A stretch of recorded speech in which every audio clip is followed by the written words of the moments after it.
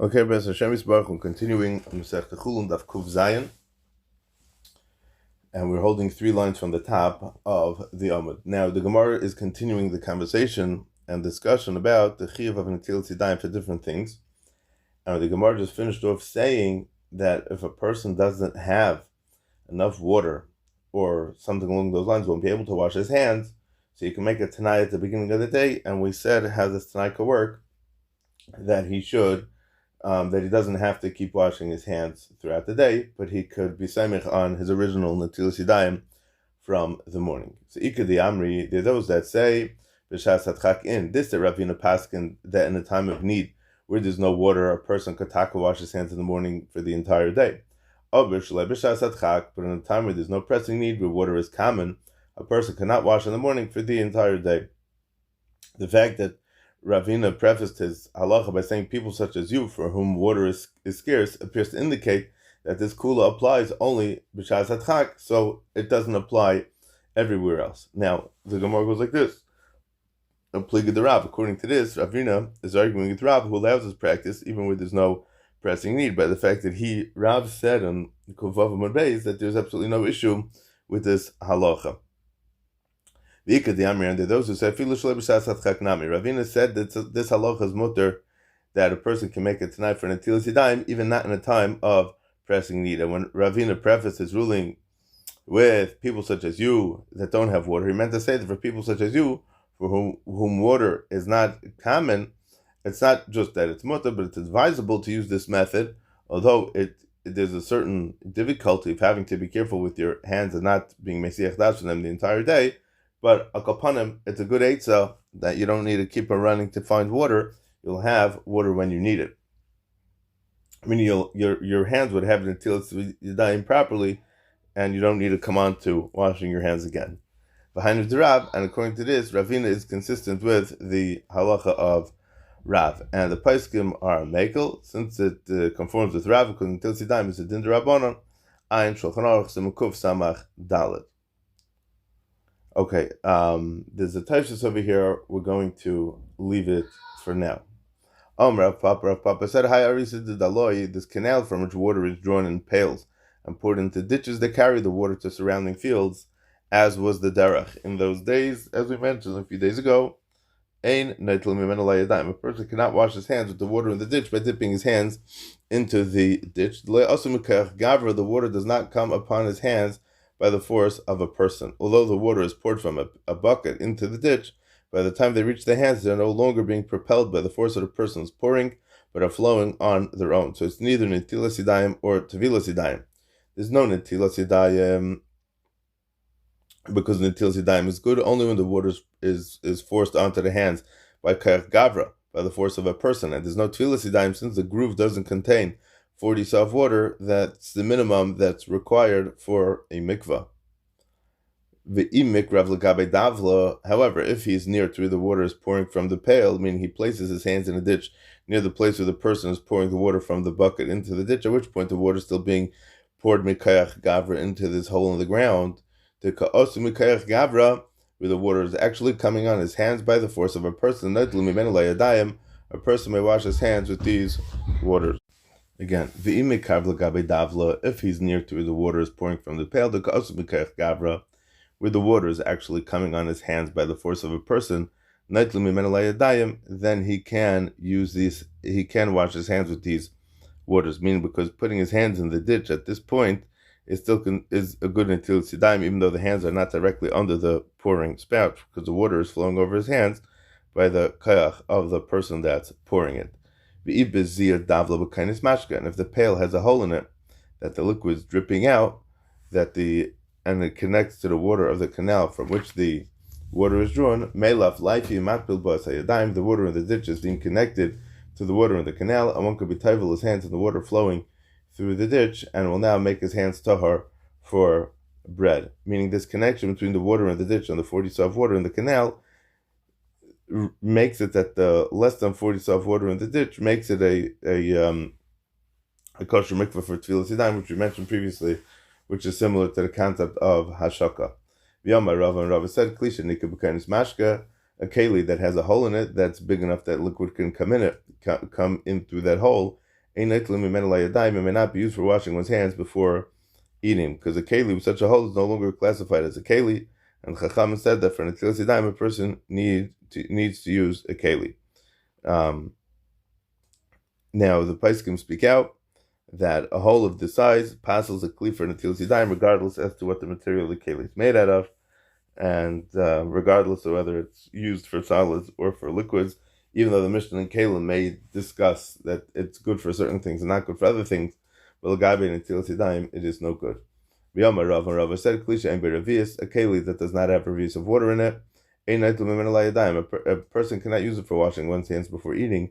Correct, the Gemara, Eini, is this true? V'amar Rav said, Klisha ein machzik revius, ein neitul mimenu layadayim, ha-machzik afagav de lespe, a keli that does not hold the revius in it may not be used for washing one's hands before eating.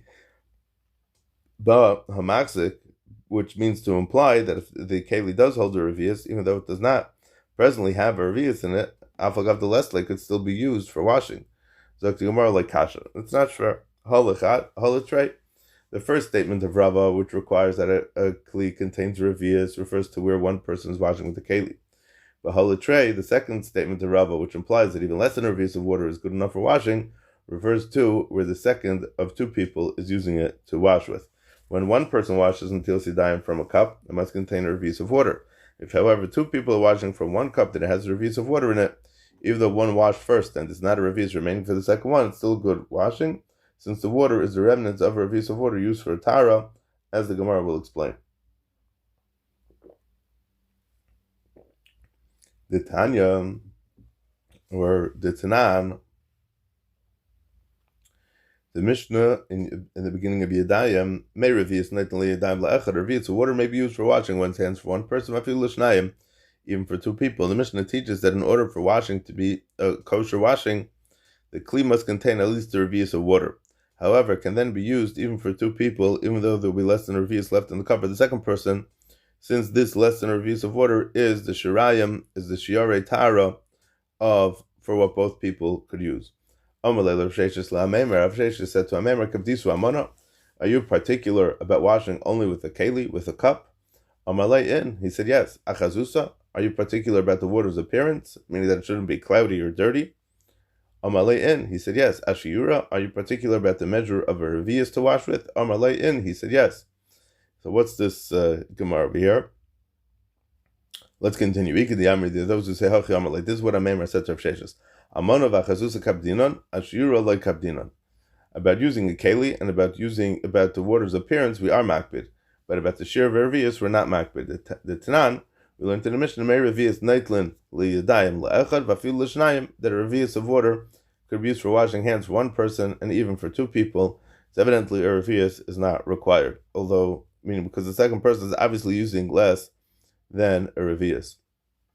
V'loihi, but it's not true. Why? Because Amemer's inference from the Mishnah that revius is not required for washing is incorrect. Shiny Hassam, there it's different from the Ka'asam Sharei Tara. It's not the pshat that you could take a schnapps cup and wash with that, but the pshat is that over here you're being saimech on the original shear of a revius that the kli had, and you're using the Shiarei Tara, and because you're using the remnants of what was used originally there must be a revius to begin with. Taisus wonders how Amemer could have misinterpreted the Mishnah to mean that a revius is altogether unnecessary. The Mishnah says explicitly that a revius is required for one person.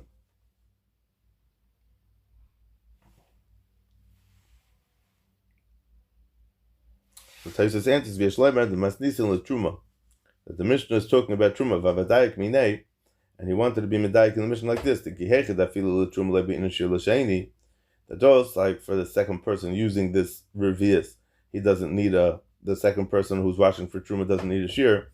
So too for Chulin they don't need a shear. But after Rishon, and then he'll say that even the first person won't need a shear either. Mazik the shiny house and those who Tara. Okay, I guess we could hear what the shverkeit is with this. Okay, asking Rav Yaakov and Harpakoid not labas revius. So Rav Yaakov of Harpakoid made a revius size glass to serve as the standard against which all could measure the size of their washing cups. By the way, natla is why we say netilas yadayim. People who wish to designate cups for netilas yadayim would bring them to Rav Yaakov, and he would measure them, based on his model to verify whether they held the necessary Reviyasa not. Asking Rav Ashi b'hutzal kuzabas reviyasa. Rav Ashi made a reviyah size earthenware jug to serve in hutzal as a standard against which you can measure the size of the washing cups. Yomei Rav said mukufas chavish tikna. The cover of a cask, the one modified for washing, could be used for washing one's hands. If one carves a hole in the underside of a barrel cover so that it holds a revius, even though the cover was not originally manufactured to be used for containing things, it's now considered a keli for netilas yadayim. Tosfos doesn't like this pshat that Rashi says, because if he carved a revius size hole in the cover in order to use it as a klei kibul, it's obviously a klei kibul and it's kosher for netilas yadayim. So what's the chiddush that Rav is teaching us? L'chayra it's pashat. So Tosfos explains that the cover's hollow underside was originally large enough to contain a revius. However, the top side wasn't flat and was inverted, and you would place it on a flat surface, it would tilt to one side and the water would spill out. So if that's the case, it would not be considered a keli that can hold a revius of water, and then would be possible for netilas yadayim. So Rabbah teaches that if one flattened the outer side of such a cover, so that it won't tilt when placed on a level surface, and its water will no longer spill out, it's kosher for netilas yadayim, even though no change was made in the hollow underside of the cover in which the water is contained. Tanya Nami Hachi, we also learned in the Brayso mukufas chavish tikna, the cover of a barrel that one modified for washing his hands, he may be used for washing one's hands. Chemes or kvisha shetikna, and similarly a chemes or a kvisha that one modified for washing. What are these things? A chemes is a thermos.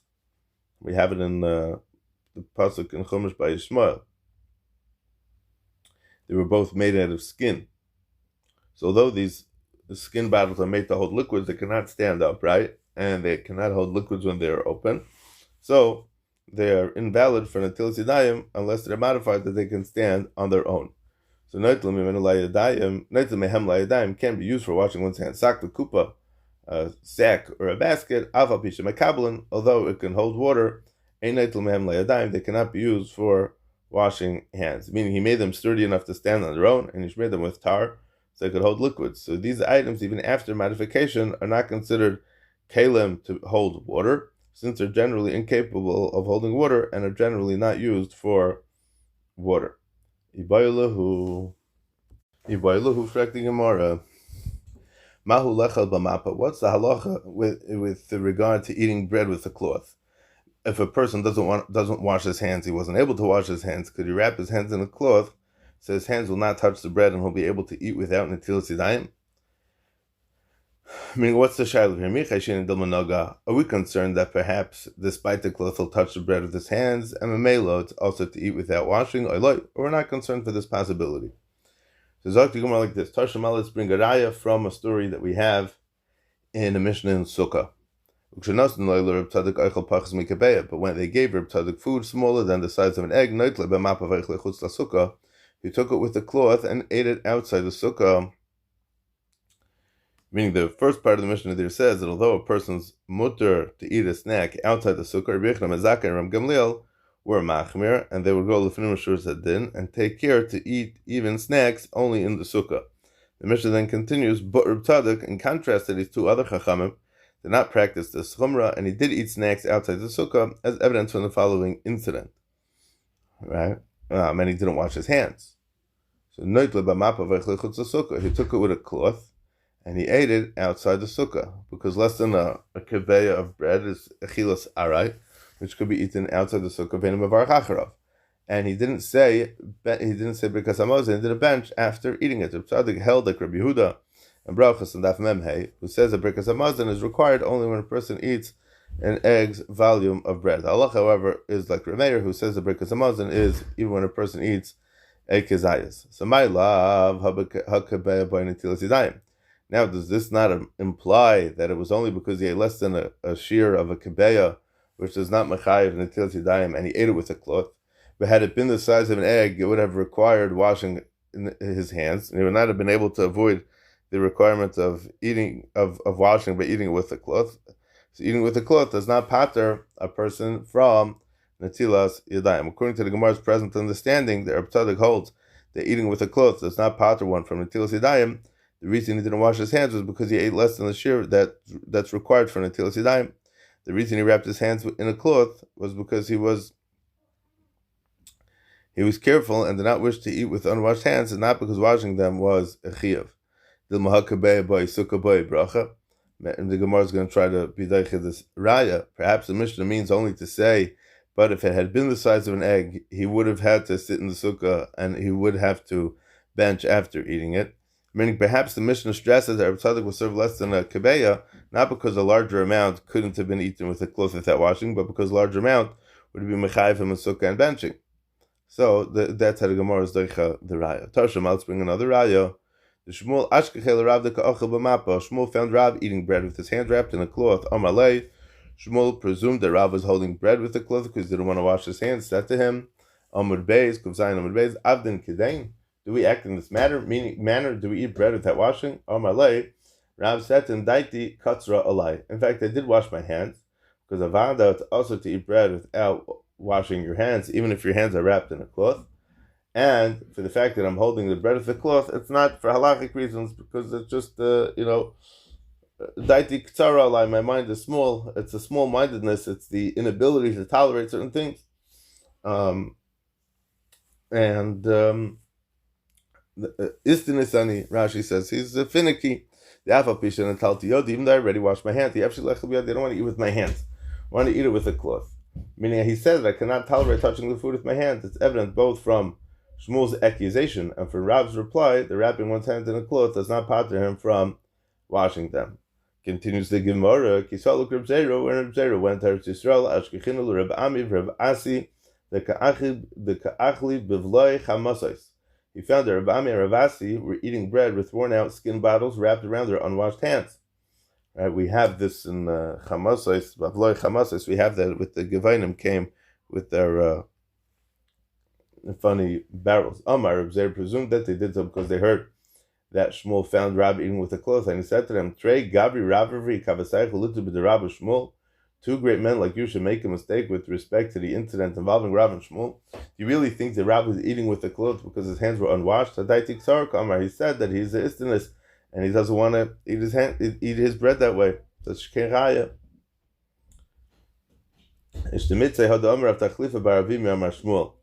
It eluded Reb Zera that which Rav Tachlifa bar Avimi said in the name of Shmuel. The Chachamim were matter eating with a cloth for those who eat truma. For Kehanim are conscientious and we are not concerned that they might touch the food directly with their hands. But they did not permit eating with a cloth for those who eat taharos. For those who eat chulin in a state of tahara, for they're not as accustomed to being as careful as Kehanim, and we're afraid that if we allow them to eat with a cloth, they might touch the food directly with their hands. And they most certainly do not permit those who do not eat their chulin in a state of purity, who are totally unaccustomed to being careful about their hands touching food, to eat bread with their hands wrapped in a cloth. So it goes, Reb Ami, Reb Asi, Kehanim, and Reb Ami, Reb Asi were Kehanim who ate truma, so they were extra careful. Okay, Zok the Gemara Vaitri Bayalahu. Another Shaila, Eichel Machmas Machil. A person who's eating by somebody who's feeding him. Meaning what? Someone who's being fed by someone else is placing the bread in his mouth. Does he need to wash his hands even though he doesn't touch the bread or not? Meaning, out of concern that he might forget that he didn't wash his hands and touch the bread, the Gemara will discuss if the person feeding him must wash his own hands. Although the Gemara has just resolved that we don't allow a person to eat bread with a cloth out of concern that he might forget himself and touch the bread directly with his hands, perhaps this concern exists only when he himself is handling the food through the cloth. Where, however, the eater is not handling the food at all, perhaps there's no such concern at all. So, Toshima, let us bring a raya from the following incident. Rav Huna bar Sechaira Havukai Kamed Rav Hamnuna. Rav Huna bar Sechaira was standing before Rav Hamnuna. Balam le umtza. He roasted a piece of meat for him in coals and placed it together with bread in Rav Hamnuna's mouth. He plopped a piece of steak into his mouth. The word balam means to bury. So this means that Rav Huna roasted a piece of meat for Rav Hamnuna by burying it in hot coals. Or balam means to cut, and it means that Rav Huna cut a slice of meat for Rav Hamnuna. Interesting, I just heard a story that there was a certain Rosh Hashiva who was a Talmud of Gadlad Ma'id, and they were sitting by some fancy wedding, and they served a very thick pieces of meat. And this Rosh Hashiva was sitting by his Rebbe and was cutting up the meat. So someone asked him, what are you doing this for? He says, listen, most of the time people are serving meat, but I want to take the opportunity to be able to serve my Rebbe as well. it was like fun for him that he's finally able to do something for someone else and not have people do it for him. It's interesting. Va'achel and Rav Hamnuna ate the meat. Amalei, Rav Huna's bar Scheira said to him, "Ilad Rav Hamnuna at lesafinolach. If not for the fact that you are Rav Hamnuna, I wouldn't feed you." Meaning what? If not for the fact that you're a chashuv Talmid Chacham and careful about these Adam Chacham is zaras, because Mefarish va'azal, like the Gemara is going to explain, l'havet will tila. I will not have fed you without your washing your hands first. My timer. What's the reason that Rav Hamnuna allowed Rav Huna bar Scheira to feed him? Lav mishum dezav le'noga. Is not because he's one who's careful and will not touch the bread with his unwashed hands. Evidently, one who's being fed by someone else is not required to wash his hands. For if the Chachamim were masakin and til sidayim for a person who's being fed by another, then even a person as careful as Rav Hamnuna would be required to wash before being fed by another. That even a person who's being fed by another person is required to wash his hands. Rav Hamnuna relied on the fact that the Zar is kadum Rav Hamnuna was diligent and certainly washed his hands in advance. Rav Hamnuna meant to say as follows: if not for the fact that you are Rav Hamnuna, upon whose diligence I may rely, and assume that you wash your hands beforehand, I would not feed you without having seen you wash your hands. Tashima, let's bring another raya. The Reb Zeir said in the name of Rav Liitin Adam Prusos Pishal Shamish, a person should not place a piece of bread into the mouth of a waiter, Elam Kenya Yadov, unless he knows that the waiter had washed his hands. Vashamish Mavarch al Kol Kais Kais, and a waiter recites a bracha on each and every cup of wine that he's given to drink. Generally, when a person drinks different cups of wine, all the cups he drinks are considered part of one extensive act of drinking, and the bracha he makes before the first cup is good enough for all the rest of the cups. Once, however, he is Mesiach Das from drinking further, his first act of drinking is considered finished, and should he decide to drink another cup, is considered a new Maisa of Shtia, which requires a new bracha. A waiter, however, is not authorized to partake from the wine of the table on his own, and has no way of knowing whether he'll be offered another cup. So he's constantly being Mesiach Das after each cup that he drinks, and when he's offered a new cup, it's a new act of drinking and requires its own bracha. I'm thinking about Purim now, and I'm thinking about this, that it says, Vashtia Kadas Ein Einis, that there was no Einstim by the Suda Vachashverish, that, there was one Hagafen for the ganze Meisid over there. Ve'enim Mevarch al Kol Prusa, but he does not recite a bracha on each and every piece of bread that he is given to eat, because he knows with certainty that he'll be offered as much bread as he needs. All the bread that he eats is considered part of one Achila. For Rabbi Yechanan Amar, Mevarch al Kol Prusa, Rabbi Yechanan says that the waiter has to make a bracha on each and every piece of bread that he's given to eat. Papa said, Bishlam, the Rabbi Yechanan, like Kasha. It's understandable that there's no contradiction between what Rav said that a waiter doesn't need a bracha on every piece of bread that he eats, and Rabbi Yechanan that says that a waiter needs to make a bracha on every piece of bread that he eats. Rav is talking about where there's a chashav person at the meal, so there's a Talmid Chacham who knows that you're mechuyev to offer the waiter bread. The waiter is sure that the chashuv person will see to it that he'll have enough bread, so he won't have to be Mesiach Das, and it'll be good. But Hadalek Adam Chashuv, Rabbi Yechanan is referring to where there's no Talmid Chacham by the Suda, and he doesn't know, the waiter doesn't know that people are going to make sure that he eats.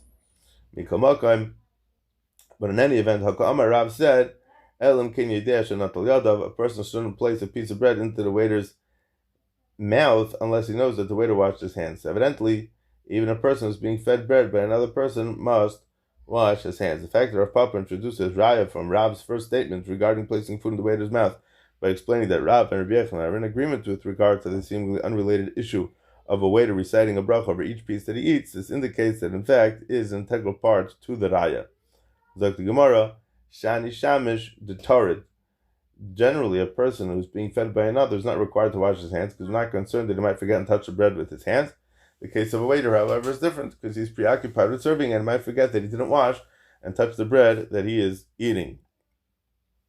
I mean, there's no real, Rashi says that there's no real chash that if he touches bread that he kills Sidayim, but I'll go upon him. Tan Rabban, we learned in a Braisa, Lo Yitin Adam Prusa Lashamish, a person, a guest at a meal should not give a piece of bread to the waiter, Bein Shakos B'Yelder, whether the cup is in the waiter's hand, Bein Shakos B'Yelder Shabalabayit, whether the cup is in the hand of the host, Shem Yard Varka Kol B'Suda, lest some mishap occur with the meal, meaning it might upset the host and cause him to choke on his drink, which we saw earlier in the Gemara.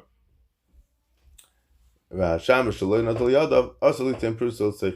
regarding a waiter who didn't wash his hands, it's also to place a piece of bread into his mouth. Okay, fine. Does the feeder require washing hands or not? Tashna Malach bring a ride. The Tanit Ve Menashe, we learned in the Medrash of Menashe, Reb Shimon Gamliel says, Isha Medicha Tzida Achas B'mayim, and it says Pasal B'Nakota, a woman may wash one hand with water on Yom Kippur and give bread to her little child. Amru Lav Al Shammai Hazaken, they said about Shammai Hazaken Shlarotza L'Hachal B'Yadei Achas, that he did not want to feed his child with even one hand. I mean, he didn't wish to wash even one hand on Yom Kippur in order to feed his child, and he refrained from feeding him. And his friends were geyser upon him that he should wash and feed him with two hands. Meaning a person who feeds bread to another person is mechuyev to wash both of his hands. In contrast to one who eats bread himself, who must wash both hands even if he touches bread with only one hand, a person who feeds another is required to only wash the hand at which he touches the bread.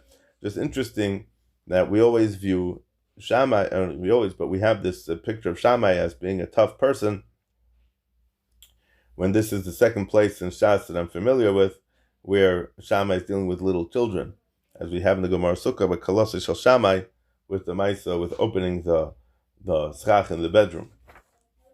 Amr Abaya, Hasam Shum Shivta. And over there, the hands are washed because of Shivta, and not because of the takana to wash for bread. What's Shivta? Shifta is a ruach ra, also called bas melech, that rests on a person's hands when he wakes in the morning, which is removed only when you wash your hands 3 times, and that's why we wash 4 times. Since this ruach ra is transferred to any food that one touches prior to washing his hands, a person who feeds a child on Yom Kippur must wash his hands before touching the food. Taisus and other Rishonim hold, however, that it's mutter to wash his hands in the morning on Yom Kippur, that everyone is mutter to wash their hands on Yom Kippur due to other harmful effects of this ruach ra resting on their hands at that time. So Taisus therefore identifies Shivta not as a Ruach Rav Bas Melech, but an evil spirit that chokes children 4 to 5 years of age when they're fed by anyone who didn't wash their hands at the time of the feeding, regardless of any previous washing. Okay, very fascinating stuff, and Ritz Hashem to get back to this and talk about this more at length. Tashma, let's bring a raya from the following Maisa. Davud the Shmuel Ashkechel Shmuel the Kabachi. Shmuel's father, whose name was Abba, Avu the Shmuel found Shmuel crying when he was a child. Amalei, the tat that him gesagt, Amai Kabachas, why are you crying? So Zak the Gemara, the Machi Rabbi. Shmuel said, my Rebbe hit me. Amai, why did Rebbe hit you? The Amalei Kasaf is Lebaroi V'lei Moshes Yodech. Shmuel said, because he said to me, you fed my son, you didn't wash your hands. But my Moshes. Shmuel's father asked him, why did you not wash your hands before touching the bread? Amalei, Shmuel said to him, Hu achil v'anam mashina. He's eating and I should wash. I wash my hands because he's eating bread. I'm not eating anyways. So at this point, it seems that Shmuel's father had originally been under the impression that Shmuel had also been eating, and that's why he asked his son why he didn't wash his hands. Amalei, so Avu the Shmuel said to him, or it's Omar, it's not enough that the Rebbe didn't learn the Hilchos until Sidayim and doesn't know that a person who feeds another is not mechuyev to wash his hands, but he hits as well. So obviously, he's calling out the Rebbe that the Rebbe did something shalakedin and also hitting him. I mean, he's hitting him for something that's not a reason to hit somebody for. The Hilchos said the halacha is eichel machmas machel tzarchen til sidayim machel enei tzarchen til sidayim. A person who's eating through somebody who's feeding him needs to wash his hands, but the feeder does not require netilas yadayim. For the chacham or geyser or masak and netilas yadayim for a person who eats bread, regardless as to whether or not he intends to touch the bread, out of concern that he might forget himself and touch it. Okay, Ad Kan, the story of netilas yadayim in the Gemara. Now, we have a Mishnah, getting back to the sugya of Kol HaBasar, a basar v'chalav. Tzayir adam basar gvina mebet pachas achas. A person may wrap meat and cheese in one cloth, as long as they do not touch each other. Although the Chachamim forbade to actually touch meat and cheese, they did not ask wrapping them in one cloth individually out of concern that they might touch each other. Reb Shimon Gamliel says, two guests lodging in the same inn, may eat on one table. Zebasiv zegvina, this one could eat meat and this one could eat cheese. And we're not concerned. Why not?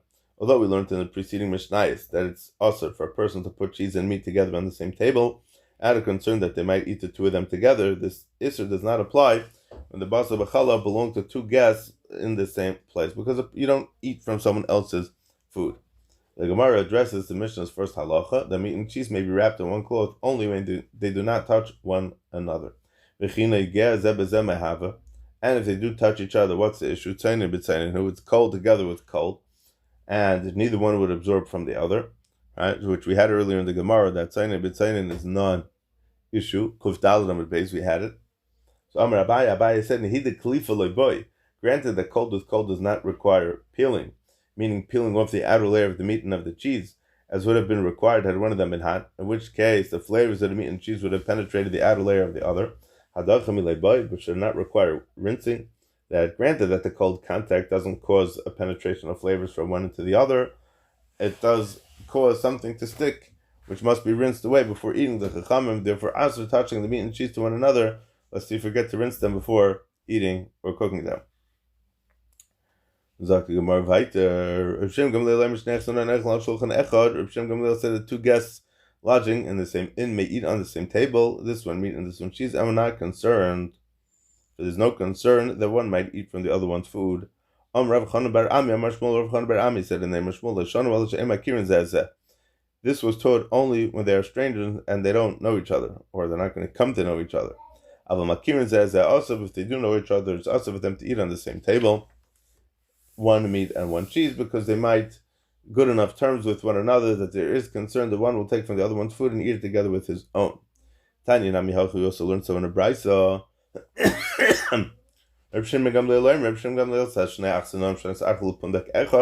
Two guests who lodged in one inn, this one came from the north. Tzafain ends with the nun. It's easy to remember that it stands for north. This one came from the south. This one came with a slice of meat. And this one came with his cheese. They may eat on one table. This one could eat meat and this one could eat cheese. We're not concerned. The fact that Rabbi Shimon Gamliel makes a point of saying that the two guests came from different areas indicates that it's cool. It applies only to where they do not know each other beforehand. The Chacham did not forbid bringing up cheese together with the meat on the table unless they're in one bundle where they're actively touching each other. Can you even consider to think that the Isser applies only when the meat and cheese are touching one another in one bundle? Why? When they are touching one another in a bundle, is it also even if they're not on the table upon which they're eating? Like the Gemara, no. Rather, it means to say that the Chachamim asked two people who know each other to eat meat and cheese on one table, only whether it's similar to where they touch one another in a bundle, where there's no distinct object separating between the two. Where, however, there is a distinct item on the table separating between the meat and the cheese, it is going to be mutar. The mechitza or the chatzitza or the item on the table which doesn't belong to the table serves as a reminder that a person shouldn't eat from the other person's food. I mean, in different cultures, it's different things are accepted. You know, if you go to Dunkin' Donuts, you're not going to stick your hand into someone else's donuts or drink someone else's coffee unless you want the police to be there. In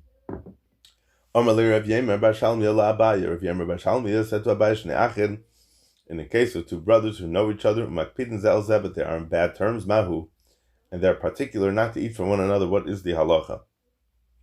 Rashi explains, do we say that since these brothers will not eat from one another, it's mutter? Or do we say that it's also all across the board and it doesn't matter? Amalei Abaye said to him, people will say, can it be that all other srikin are aser and the srikin of baisus are mutter? What are we talking about? So this is a brisa in Pesachim and Avlamet Zayin that aser is making matzahs for Pesach with decorative designs, srikin hametzuyarin, out of concern that the dough may become chametz while the etching of the design is performed.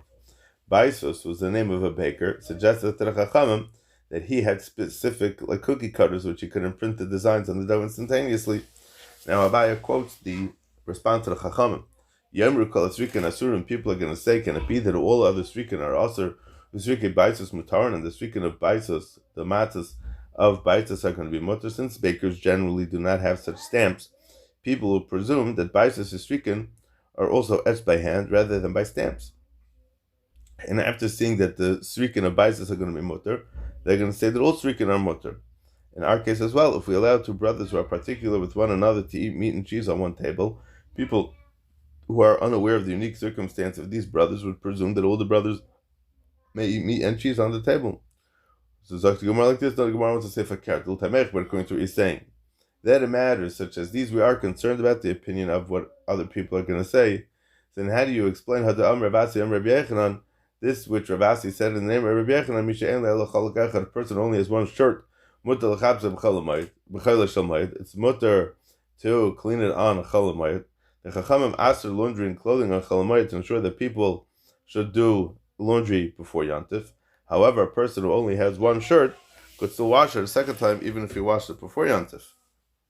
Right? Yomru, people are going to say, this is Kuvches Amid Aleph, Kala Srikin Asun Srikin Baisus Mutar. Due to the existence of the circumstance is not evident to all. Why then are we not concerned in that case that people will conclude that all laundry is mutter on Chalamayit? Hasam, the Gemara says, Omar Marbravachi said, Ezurai Mechiach Halav, his belt indicates regarding him that he has only one shirt, meaning a shirt was always worn with a belt which was held in place by loops attached to the garment. A person who owned more than one shirt would remove the belt from the shirt that he was not using and place it on the shirt that he chose to wear. However, if he had only one shirt, he always left the belt in place, even when he was washing the shirt. So a person who observes a shirt being washed with its belt in place would immediately realize that the owner possesses only one shirt. Okay, we are holding by the Mishnah on the top of Kavches Amar Aleph to be continued. Bezrat Hashem.